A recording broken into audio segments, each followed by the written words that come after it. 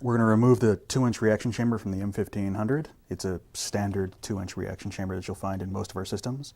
To remove this guy, we've got, again, the 4 screws, or the 4 nuts in the corner. And we'll remove the connection point to the coil of the transformer, as well as these fittings.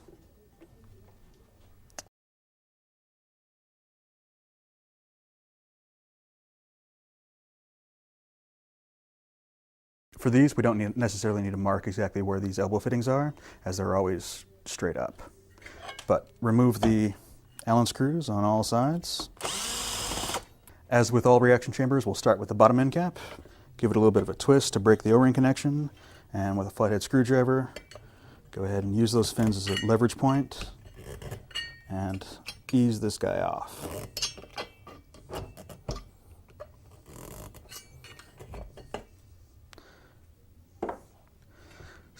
Same thing for the other side, you just don't have to be as gentle. For removal of the dielectric assembly, we've got the cap on the back. That's the thread that's holding everything together. The top end cap will just twist right off. And that's where the connection was.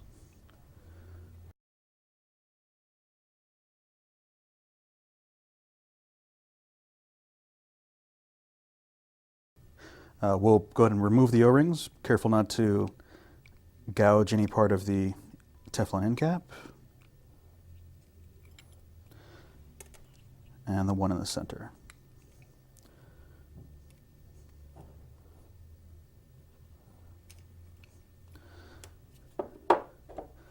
These end caps are relatively easy to get in and out of.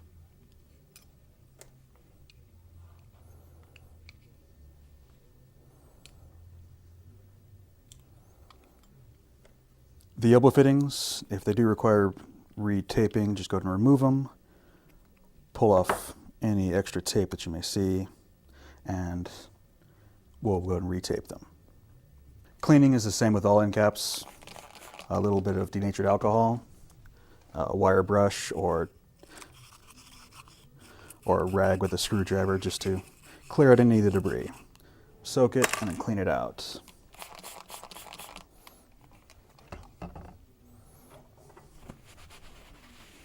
And then let it dry. Inserting the O-rings is very straightforward. One in the middle, 2 on the outside. They do not require any lubrication or anything like that for these vacuum chambers. Do that on both end caps.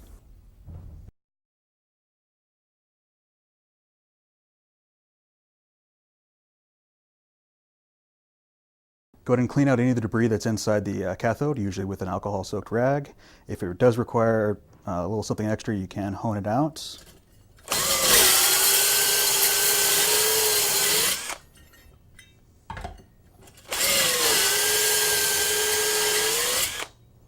And then go ahead and clear any of that dust and debris out now.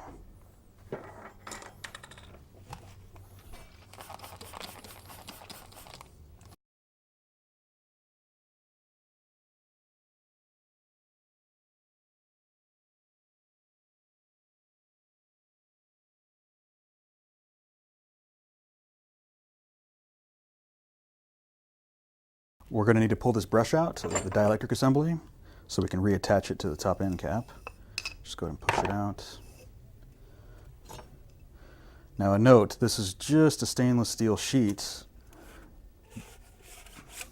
that allows us to apply the voltage evenly throughout the entire glass. You will not need to clean this guy. Just when we put it back in, we make sure we do not put any creases into it.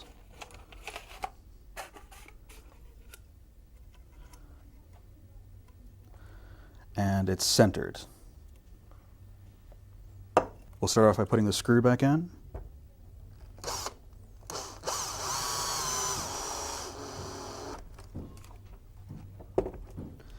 And attaching it to the brush. Now, sliding on the glass onto the brush is important that we get it right, mostly that we keep this shim centered.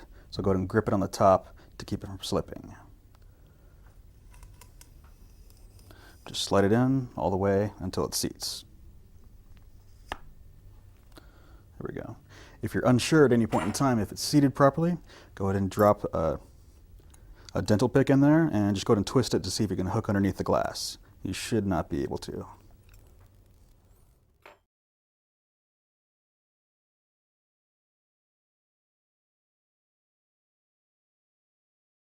For the reassembly, we'll start with the bottom end cap.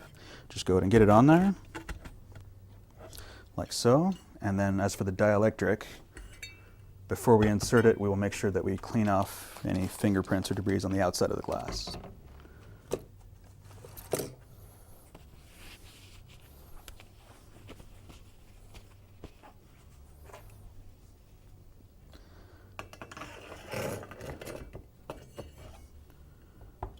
And just press down firmly.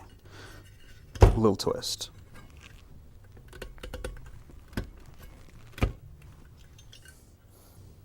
Afterwards, we'll go ahead and put the screws back in.